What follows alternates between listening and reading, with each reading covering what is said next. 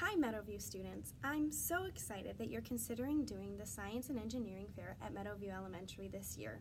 As you begin your process of looking into what you're interested in and finding something that you would like to do for the fair, I'd like to talk to you and remind you one more time about the two different kinds of projects that you can have at our science fair this year. The first type of project that you can have is one that follows the engineering and design process. The second type of project that you can have is one that follows the scientific method. Let's start by talking about the engineering and design process. The engineering and design process looks at a problem and asks you to build something to fix that problem.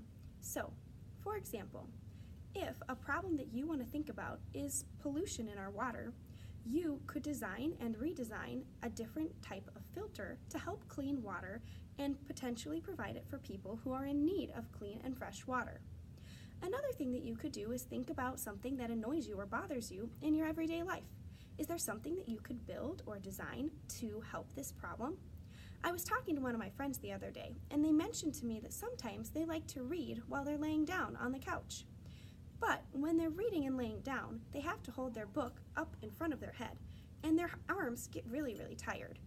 It made me think, wow, I think that's a pretty common problem that a lot of people probably struggle with. Is there something that I could design to help solve that problem? If so, that would be a great idea for our Meadowview Science and Engineering Fair.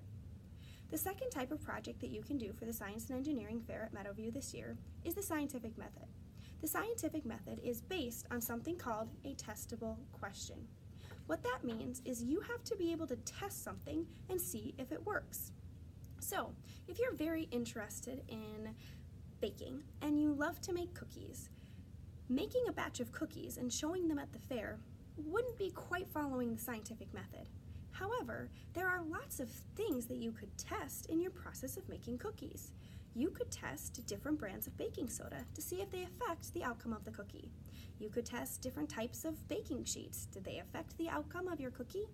You could try different recipes with a variety of different types of flour or different amounts of flour and see if you could make the very best chocolate chip cookie. These are types of things that you could do and follow through the scientific method. Finding a testable question is really important as you think about following the scientific method. If you ever want to have some conversation with me about finding a good project, I'd love to talk to you before or after school. Come by my classroom and I can help you brainstorm and find something that you can be really excited about. Another really awesome resource for you as you're thinking about following either the engineering design process or the scientific method is on Schoology. If you go into materials, there are designs for each one of the processes that you can follow and think about. There's also a link that walks you through each one of the different processes and methods so that you can be really confident as you work on your project this year. Thanks for listening to this video, and I'm so excited for all of the creative and wonderful things that you'll come up with for our fair.